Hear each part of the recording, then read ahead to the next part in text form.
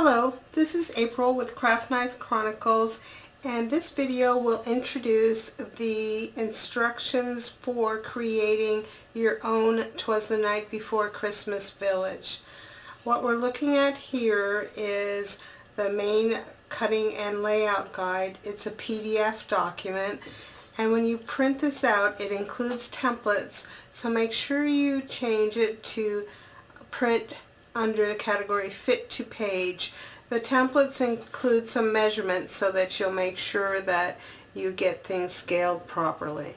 There's also one other document, and that is a Word document that includes the windows and doors. It's a 2-page Word document. I couldn't make it a PDF because it did not render correctly as a PDF. So there's those two files. And let's just kind of look through what's in this guide.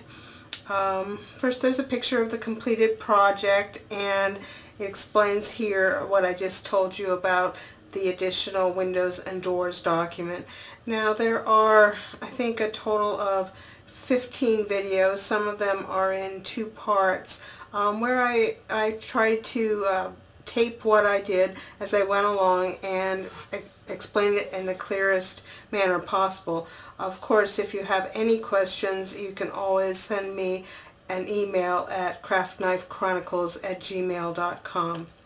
So the second page of the document explains all the videos, what's included on each video, so that you'll have a reference guide to those, and then the materials that I used in the construction of my project, and a few optional items as well.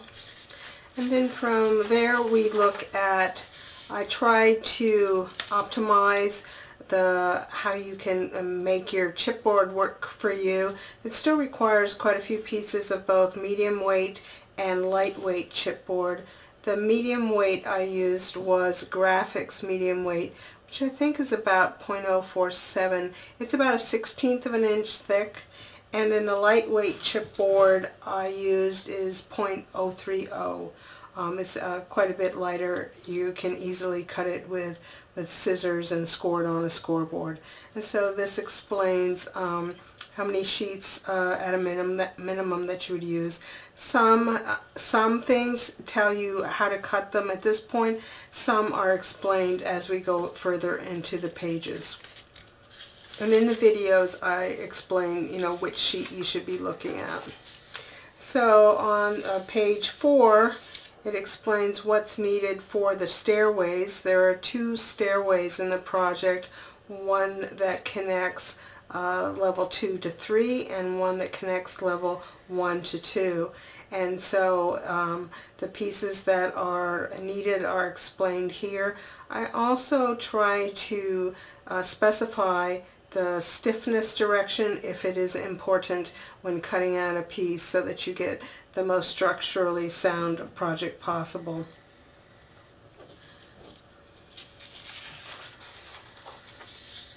On page 5 it explains first about what is needed for medium weight chipboard to build the 2 levels, level 2 and 3, and then goes into building and roofs. Now we have a separate sheet, well actually 2 sheets that explain more about the buildings and roofs that we'll see here in a minute. And then on page 6, bases, building bases and the tree bases. Each of the little buildings is, when you pick it up, it hides a little treat box. That's what I call a base. So this explains how to cut all the pieces that you need for the bases and for little tree bases. They're kind of like, the tree bases are basically like little decorative planter boxes for the trees. So those are the main pages that are printed out in this orientation. And then we come to the main guide for cutting the buildings and scoring all the buildings and the roofs.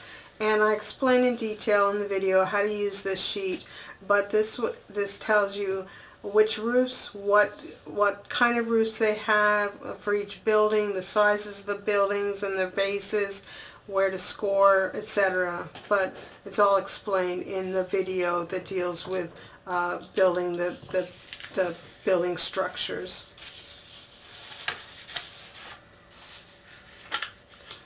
Probably this page could have come before the one we just looked at. This shows how to get the maximum use out of your 8 pieces of lightweight chipboard to minimize waste, showing how to cut both all the little roofs and the buildings. Each of the building numbers is specified in here. It's not drawn to scale, but it just kind of gives you a layout of how to maximize your chipboard for cutting out the buildings and the roofs. Next we have templates. This is the level 2 template, and it includes a dimension in here that says it's 9 3/4. It's important to measure that and make sure that your template is measuring that. If you print it like I specified at the beginning, fit to page, that should come out accurately.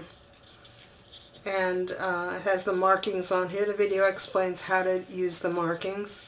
And then next we have a similar template for level 3, and again it has a check size for in this case it's this wall G, should be 3 3/8 inches. This is the final village layout that I ended up with during the video. You'll see me referring to this document at different times, and most of the time the numbers are not in the same place that they are right now, because I did make some adjustments as I went along. So make sure if you want to make yours, or at least start out with how I have mine buildings arranged, that you print this out and try out this layout to begin with. And finally, there's an option included in the project to turn building 24 into a church with lighted windows and a steeple. So this is some of the dimensions that are needed for that. So I hope you're encouraged to try making a village. I was hoping to get everything put together a little bit earlier, so it may be too late to build one for 2014, but it's a really fun project to make, and enjoyable to decorate all the little buildings and just to make the structures and have it all come together. So please try it out, and if you have any questions or suggestions, you can send me an email at, my name is April, and craftknifechronicles@gmail.com. Thanks for watching. Hope you enjoy this project.